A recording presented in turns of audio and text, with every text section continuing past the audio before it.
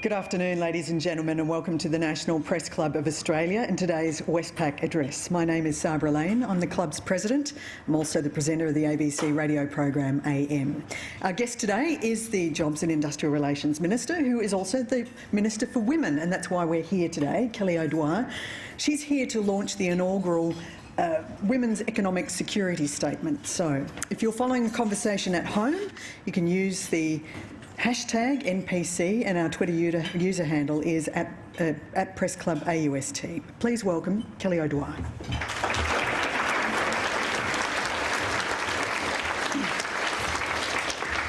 Thank you very much, Sabra, and it's great to be back at the Press Club. Since 1933, the Australian Women's Weekly has chronicled the hopes and aspirations of Australian women. 1977, the year that I was born, was no different. It rhetorically asked, can you imagine it? A year in which a female jockey brings home the Melbourne Cup, a woman becomes president of the ACTU, and another becomes Prime Minister. It then rather pessimistically answered, maybe not. Yet all of those things have come to pass, although not in the 1 year. Indeed, since then, we have not only had our first female Prime Minister, but we have also had our first female Minister for Foreign Affairs, our first female Defence Minister, our first female Finance Minister and Communications Minister, to name just a few. We've also had our first female Governor-General and the first female Chief Justice of the High Court. Women now run and chair our major public companies. During the course of my lifetime, we have seen extraordinary progress and achievement for the women of Australia. Things that will be normal for my young daughter would have been unthinkable for my grandmother. For instance, for the first time, we have an equal number of women leading Commonwealth departments. Yet women were once forced to give up work in the Australian public service when they married. The marriage bar, as it was then known, was a discrimination that was eventually remedied by a former Liberal Prime Minister and a predecessor of mine in the federal seat of Higgins, Harold Holt. I'm delighted to acknowledge here today two women who head up the department and office I'm responsible for. Kerry Hartland, Secretary of the Department of Jobs and Small Business, and Trish Bergen, First Assistant Secretary of the Office for Women. Some people legitimately ask then, if we have been so successful, why do we need a separate portfolio with responsibility for women? My answer to that is, despite all of the historical advances and successes, there are still important areas that we need to address. Safety is the most obvious one. Women need to be safe in their communities, online, at home, and in their workplaces. We know that around 17% of women over the age of 15 years have experienced violence from a current or former partner. That is why, since coming to government, we have had a particular focus on reducing domestic violence. But there is also another type of security that is critically important, and that is economic security. Financial empowerment, financial resilience and financial security give women real opportunities and real choices about their lives and that of their families. And I think that is what women want. That is why I have initiated the first Women's Economic Security Statement, to shine a floodlight on the barriers that might limit women building their financial security and focus on practical measures that can help to change that. When women do well, their families do well, and our country and our nation prospers. The measures that form the Women's Economic Security Statement are important steps on our ongoing journey as a nation to gender equality. But it is important to understand what gender equality is and what gender equality isn't. Gender equality isn't pitting girls against boys or women against men. Gender equality is recognising that girls and women deserve an equal stake in our economy and in our society. I have a 3.5-year-old daughter, Olivia, and an 18-month-old son, Edward, and I want both of them to do well. I want both of them to be able to live their best lives. I don't accept the view that girls doing well must mean that boys do badly, or that women achieving their goals and ambitions come at the expense of men. Life is not a zero-sum game. We are on life's journey together. The new initiatives and funding contained in the statement target key areas that promote greater choice for Australian women by boosting their education and skills, supporting their financial capacity and empowerment, helping them to get a job or return to work, helping them to establish and grow their businesses, working with the private sector to reduce the flexibility gap and gender pay gap, and importantly, helping improve their economic recovery if critical life events such as separation or domestic violence occur. Before I outline the government's record and spell out some of the specifics of our announcements today, I want to say a few brief words to Australian girls and young women. Don't leave your future to others. Be deliberate in maximising every opportunity that is available to you. Back yourself.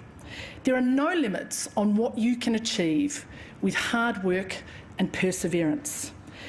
And when you inevitably get a setback, which everybody does, learn from it, but move on.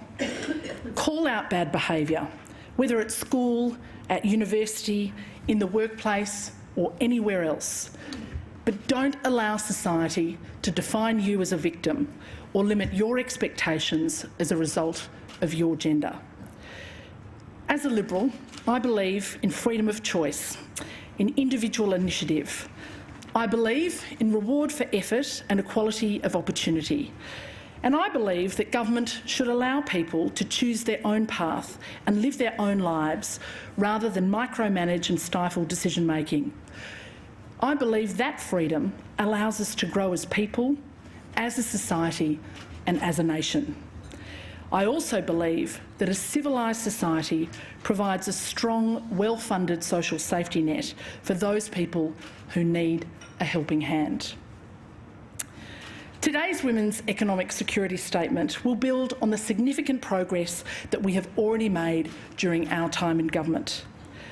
Today, there are more women in work than ever before, with female employment at a record high of 3,214,100. Over 1.1 million new jobs have been created under our government, and the majority of the new jobs created have been taken up by women.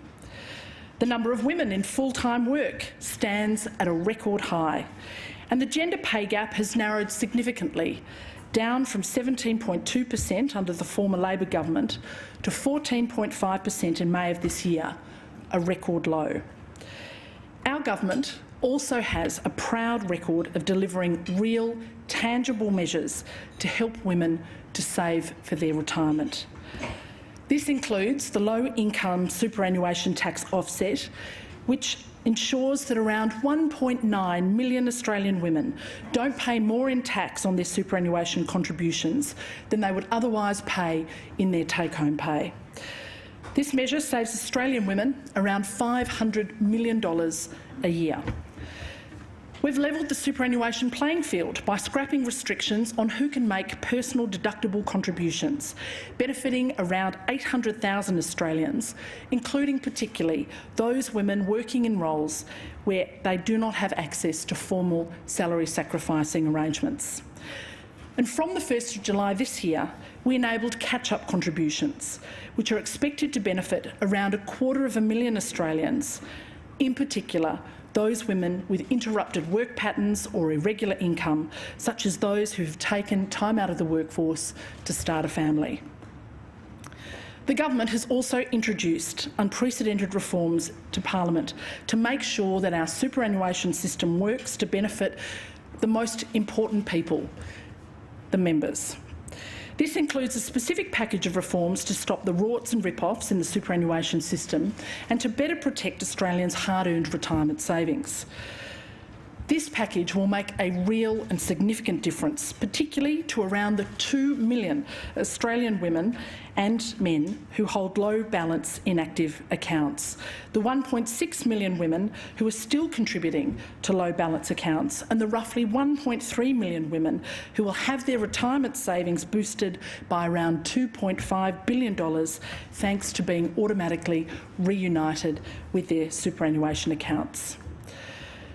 The Women's Economic Security Package invests an additional $109 million over 4 years to build on the existing foundations established by the Coalition Government and focuses efforts on 3 core pillars: increasing workforce participation, building financial security, resilience and independence, and better earning potential.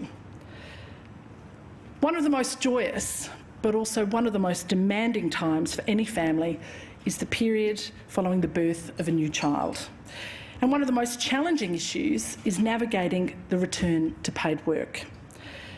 Each year, thousands of parents return to work having only accessed a portion of their government-funded parental leave payment. The current system is too rigid. It doesn't suit the needs of women who are self-employed or small business owners who can't afford to leave their business for 18 straight weeks. It doesn't support family arrangements where men and women want to alternate primary care responsibility and have the capacity to receive financial support at a later time. We know that parents and families need the flexibility to choose what works for them. Today, I can announce that the government will enable parents more flexibility in accessing government-funded parental leave payments. For the first time, families will be able to split their government-funded parental leave pay into blocks of leave, allowing them to work in between. This is a practical and common-sense move which will make returning to work much more flexible. Families will have the flexibility to choose what works for them. It will suit the needs of women who are self-employed or who run or operate small businesses. We are also extending the work test rules for government-funded parental leave pay so that some women currently ineligible are no longer excluded. This includes women who work irregular jobs, such as relief teachers, and women in hazardous jobs who have little choice but to leave their job early in their pregnancy, such as in mining and construction. Despite the record number of women in work, women are still less likely to be in the workforce than men, spend longer outside of the workforce and work part-time at more than twice the rate of men. Families must be free to make decisions about the arrangements that make sense for them. But it is hard to work, whether full-time or part-time, if you don't have access to affordable and flexible childcare. I'm proud that our government has taken a significant step towards addressing this issue with the record $8.3 billion new childcare system that started on the 1st of July this year, that benefits the majority of Australian families balancing work and parental responsibilities. Just how they are balancing it, though, remains somewhat as a mystery since the Labor government's abolition of the Time Use Survey. How can we understand the value of unpaid work, including caring work, if we are not measuring it? How can we understand the impact of new technology and the digital economy on the way in which we work, if we don't measure it? That's why I'm pleased to announce that the government will provide funding to the Australian Bureau of Statistics to reinstate the Time Use Survey. But this time it will be an electronic diary so that data can be more accurately recorded and made available in a more timely manner. The survey will help the government to be able to design policies to fit the way that people actually live their lives and ensure better service delivery by government. The data can also help businesses to solve some of the challenges that we face day to day. We know that returning to work after a career break can be even harder for women in many rural and regional areas, where there can be smaller and less diverse industries and fewer opportunities for skilled employment. Women in rural areas have lower rates of participation in the labour market than their city counterparts. The government wants to ensure that women have access to meaningful work opportunities no matter where they live in Australia. The Career Revive initiative will help regional businesses identify and remedy barriers to women returning to work and to provide women returning to work with the support that they need. Our government is also investing in streamlining data collection for the Workplace Gender Equality Agency. This will reduce red tape for businesses that need to report, but more importantly, it will also allow access to more data to better identify issues and also target solutions. Next year, I will be hosting the Reducing Barriers to Work Forum, which will bring together a range of stakeholders, including leaders from the business community, both big and small, to identify barriers to women's workforce participation and identify better pathways going forward. Business has a critical role to play in closing the gender pay gap and giving Australian women and men the opportunities and the flexibility that they need. A key focus of the forum will be how to close the flexibility gap, where only 18% of working men work part-time or flexibly, compared with 46% of women. This clearly feeds into the gender pay gap, which will be another focus. One important participant will be Kate Jenkins, the Sex Discrimination Commissioner, who is here today and who will be able to provide important insights from her national inquiry into sexual harassment.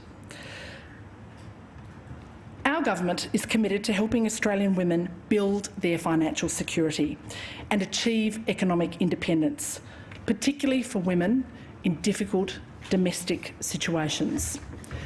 It is absolutely unconscionable that women are having to factor in their financial situation when assessing whether to leave a violent partner. Beyond the scars, beyond the fear, beyond the humiliation, we know that domestic and family violence also deeply wounds women's economic security. Family violence is one of the main reasons for women seeking homelessness services so that they may have somewhere to live safely for themselves and for their children. Our government will help women leaving abusive relationships to get the help that they need to build their financial security. We will continue to fund specialist domestic violence units and health justice partnerships and extend funding to also include financial counselling. Based on stakeholder feedback, we will extend early access to superannuation beyond terminal illness and severe financial hardship to also include those experiencing domestic and family violence. And we'll provide funding to Good Shepherd Microfinance to provide no-interest loans to help 45,000 Australian women experiencing family and domestic violence access finance when they most need it, without high interest. These loans can be spent on things like relocation, essential household items and rental bonds.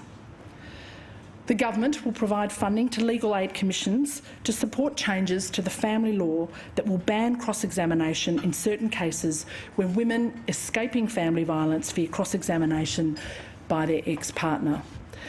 We're also piloting quicker and simpler judicial procedures to distribute property valued at under $500,000 to reduce the legal costs of separation in small claims situations. The government will invest in new services to support an additional 31,200 families to resolve family law disputes quickly through mediation programs. These common sense changes will make a real difference to many women, with the impact of separation greatest, as we know, for women living with dependent children. The government will also develop an electronic information sharing mechanism between the Australian Taxation Office and the family law courts to allow superannuation assets held by relevant parties during family law proceedings to be able to be identified swiftly and more accurately, so that women are less likely to settle for less than they are entitled to. I'm pleased to say that we are well on track to meeting our G20 goal of reducing the gender participation gap by 25% by 2025. We are heading in the right direction, but we need to think of new ways to bridge the gap between male and female earnings. For example, it is a fact that more women than men in Australia have a bachelor's degree or higher education qualification. This has been the case since 1998. While the gender pay gap has come down under our government, it still remains at 14.5% in May of this year. There are, of course, a multitude of reasons as to why that is, not least of which is because women take time out of the workforce to have children. However, we also have to be creative in how we encourage women to future-proof their career. Women are underrepresented in STEM qualifications. In the 2016 census, just 17% of STEM graduates were women, and in 2017 there were still far fewer women than men studying science, IT, engineering and mathematics. This can lock women out of the jobs of the future, many of which are in high-paying growth sectors like tech. Some of the highest earning fields have both low levels of female representation and high gender pay gaps. To help address this issue, we are backing scholarships for women studying accounting, finance and economics-related fields to help more women who want to pursue a future in these professions. The financial services industry has the largest gender pay gap of all industries at 26.4%. This measure will allow women in these industries to access opportunities to support their career development and to build a pipeline for diversity in business leadership. To encourage girls to train for the jobs of the future, today's package includes an expansion of the Curious Minds program, which has proven to be successful in encouraging interest in STEM at a young age. From these acorns, we should anticipate businesses to grow in cities, but also in rural and regional areas in Australia. Increased digitisation offers new opportunities for women to take advantage of the flexibility offered from self-employment and from entrepreneurship. It's disappointing, therefore, that women in Australia remain substantially unrepresented in business. A recent survey of start-up businesses in Australia found that just over 22% of start-ups are established by women, and around a third of all businesses are established or run by women. Access to capital remains a significant barrier faced by women. The government is committed to supporting women in entrepreneurship, which is one of the reasons why we are funding the Boosting Female Founders Capital Grants program. Early-stage, direct, co-funded capital grants to female founders and operators of a business can help that business grow and access new markets, whether domestic or overseas. Priority for the competitive grants will be given to women from groups that typically experience high barriers to finance, including those women from rural and regional areas. And as I announced recently, we're also establishing the Future Female Entrepreneurs, a program for tens of thousands of girls and young women to encourage entrepreneurialism and self-employment. These initiatives will harness the creativity and business acumen of Australian women, and I can't wait to see what comes out of them. In conclusion, the causes of women's economic insecurity are complex and they are cumulative. There is no one silver bullet, no one-size-fits-all response that will cure it. When we think about women's economic security, we need to think about women at different points of their lives, in different parts of Australia and in different circumstances, and equip them with the tools and the support that they need to make the best decisions about their futures. This may be the Women's Economic Security Statement, but this is about all Australians. When Australian women do well, we all do well, and our nation prospers. At the beginning of my speech, I quoted a prediction in the year that I was born about a day in the future, where we would have women at the pinnacle of Australian life. That prediction has come to pass. Let me ask you to imagine a day when we will no longer need a Minister for Women, a day when there will be true gender equality in our country and true equality of opportunity for everyone. That is the day that I think we can all look forward to. Thank you.